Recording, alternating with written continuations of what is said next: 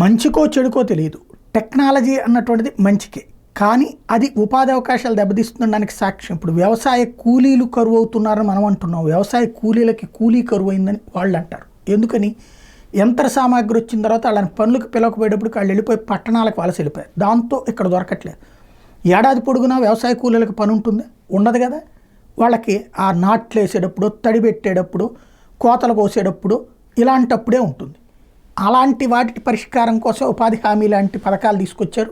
అది వాళ్ళ కడుపు నింపే వ్యవహారాలు కాకపోవడం, ఇవి కూడా యంత్ర సామాగ్రి వచ్చేటప్పటికి కథ మారిపోయినటువంటి పరిస్థితి. ఇప్పుడు రాబోయేటటువంటి రోజుల్లో నెక్స్ట్ ఏమవుతుంది అన్నటువంటి కాన్సెప్టే ఇక్కడ పెద్ద ఎత్తున చేయాల్సి వచ్చినటువంటి పరిస్థితి.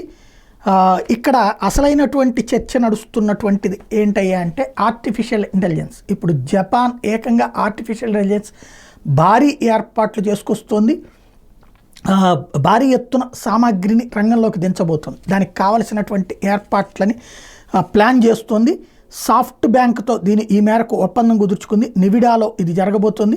జపాన్స్ లార్జెస్ట్ ఆర్టిఫిషియల్ ఫ్యాక్టరీ రాబోతోంది. ఇది 2025 కల్లా పూర్తి చేయడానికి రెడీ అవుతున్నారు. ఇక అది జరిగితే ఆర్టిఫిషియల్ ఇంటెలిజెన్స్ ఎక్విప్మెంట్ వచ్చేస్తుంది. అది ఎప్పుడైతే రంగంలోకి దిగుతుందో, అంటే ఈ కొత్తగా పరిశోధనలు వీటన్నీ కూడా సక్సెస్ అయిపోతాయి. అది అయిపోతే కనుక ఇక రాబోయే రోజుల్లో భవిష్యత్తు ఏంటి అనేది చూడాలి.